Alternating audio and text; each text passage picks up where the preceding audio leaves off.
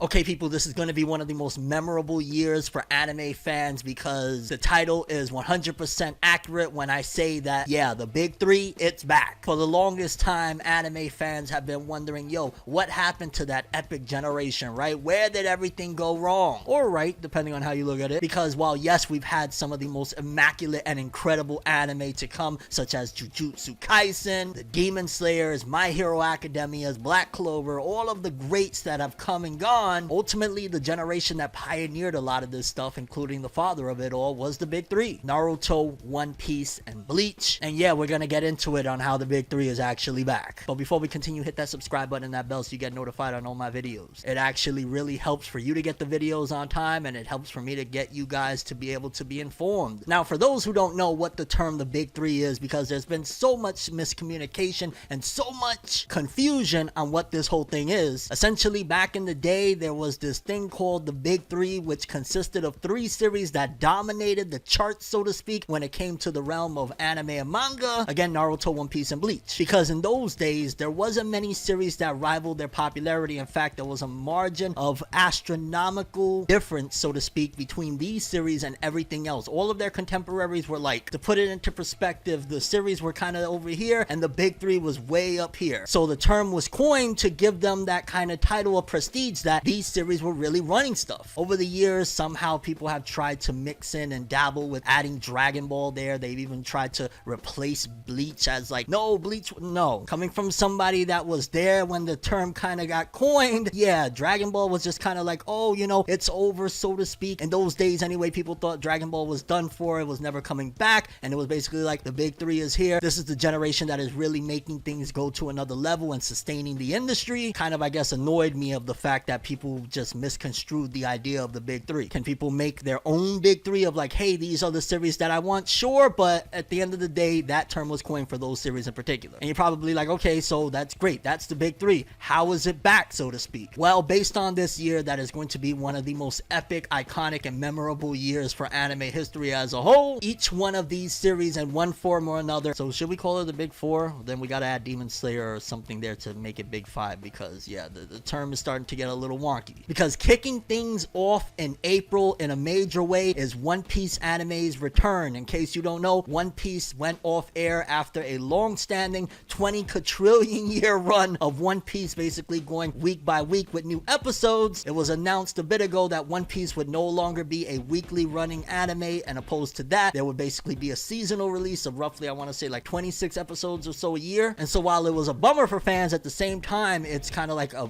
really great thing, because that means production quality is going to be beyond words. And that's the fact that One Piece at the time, over the last several years, just to be honest with you, has had some amazing art and animation, despite the fact that it has been a very quick turnaround for the One Piece anime. Being a weekly anime is a very strenuous type of thing to keep going, but if you look at some of the battles and some of the things that went down in One Piece and some of the recent stuff, yeah, One Piece looked incredible. But in April, One Piece, after this break, will be returning with the Elbaf arc. And for those that know, in case you don't, essentially the One Piece Straw Hat Pirates is going to the big Elbaf land, aka the land of the giants, aka more trials and tribulations to overcome for the Straw Hats. And judging from what we've seen before, I can only imagine what this thing is going to look like when we get the anime appearance of Loki, when we get the anime appearance of so many of these epic characters that if you read the manga, admittedly a few chapters behind, you know, it happens. Yeah, it's going to be amazing for those that are keeping up. Obviously, not everybody in this day and age is going to be, you know, getting into this whole One Piece thing, because admittedly, as much as we love One Piece, we do know that One Piece is a very, very long story. So I can never fault somebody for being like, yo, it's hard to get into One Piece because there's so much of it. I get it, because essentially being like dedicated to starting One Piece in this day and age is a tall order, to say the least, because there's so much of it that you basically would have almost no time to watch other anime if you wanted to catch up, or just in general, like, yeah, there's like what,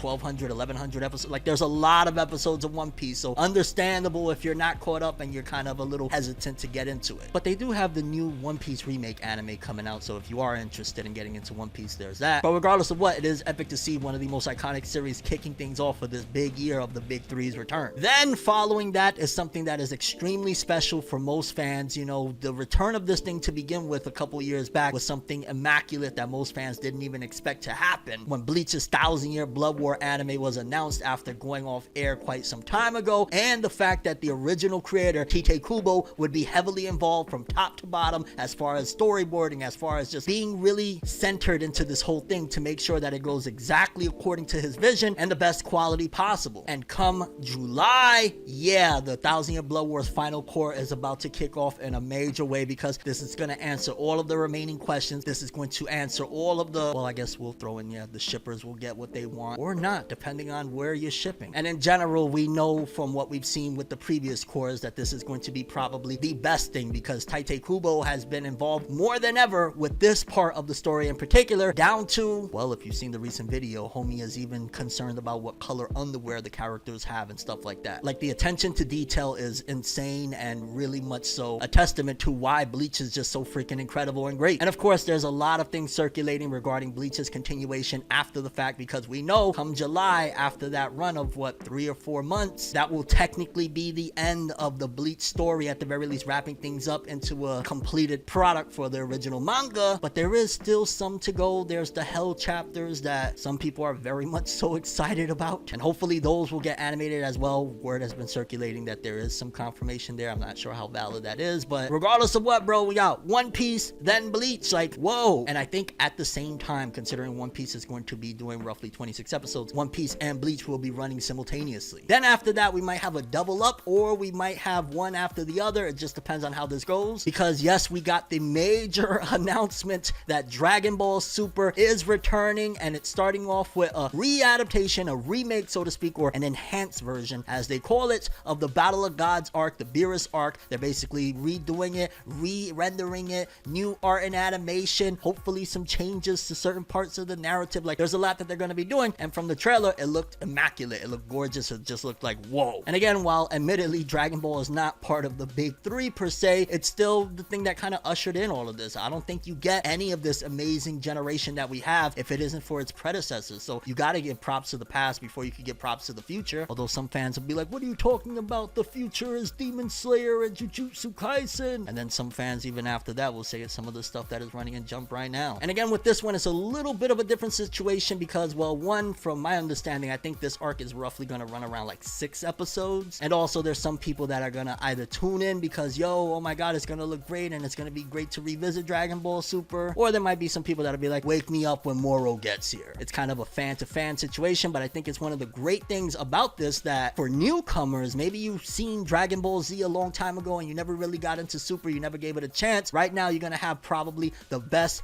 possible release of Dragon Ball Super to get into from the beginning, so newcomers can get into it. People that maybe don't even know about Dragon Ball or haven't really checked it out, they can get into that too. Yeah, there are some people that haven't watched Dragon Ball, but maybe most people know of it at the very least. They know about Goku, right? Insert the meme of, but can he beat Goku? And again, that's going to be in the autumn time, so towards the end of the year, Dragon Ball is going to keep going. And then last but not least, the big announcement that we've been talking about for quite some time now, of Naruto's immaculate return, with those 4 OVA episodes that have been announced to be coming in the later half of 2026. So this could potentially even be before that. Like, obviously the winter season is in January, so that would technically be 2027. So it would have to be either summer or autumn time for this thing to come, and more than likely it'll probably be with Dragon Ball, which will be interesting to have Naruto and Dragon Ball running at the same time, because the Naruto OVAs is going to be 4 episodes, Dragon Ball Super 6 episodes, Bleach 12 to 13 episodes, and One Piece 26. Honestly, there's no way, if you are a fan of anime or if you just want some really good shit, to be missing out, because you're gonna just have on all levels, all facets, great stuff to get into, great journeys, great experiences, so to speak, because these are some of the greatest to ever do it. Like Dragon Ball, there's no denying what it's done and what it represents for anime as a whole. One Piece, love it or hate it, still holds it down very much so for Shonen Jump as far as the,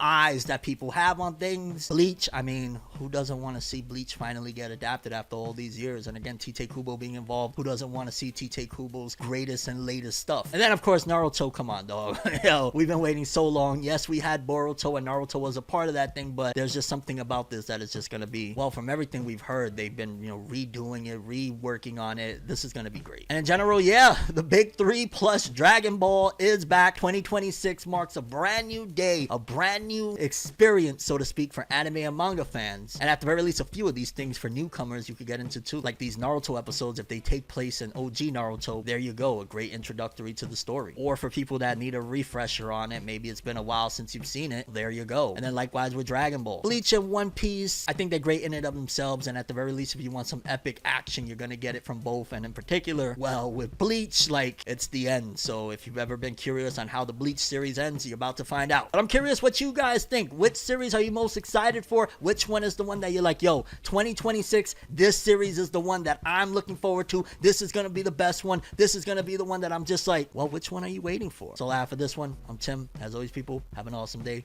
Peace in.